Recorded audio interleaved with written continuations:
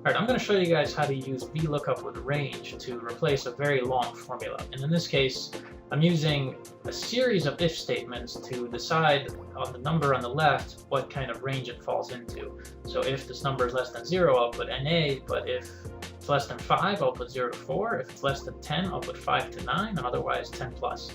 And so on and so on. Theoretically, this could go on and on and on to make a very long series of ifs.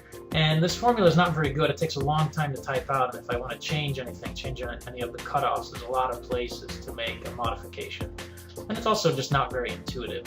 So to replace this with VLOOKUP, I have to set up a little lookup table over here. And the idea is I want these to be the lower bounds of each of my range, and then over here I'm going to determine what my outputs are.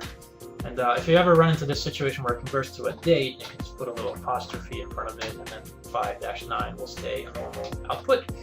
And then this is my lookup table. I can put a border around it. And then let's do second version of range. And in this case, I have a VLOOKUP formula. My lookup value is over here.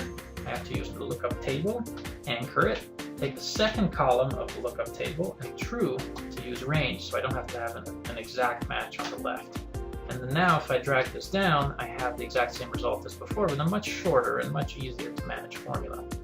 In the next video, I'll show you one quick other thing, is basically if I have an input number that's lower than this lower bound, it returns a nasty NA error, and there's a good way to manage that using if error.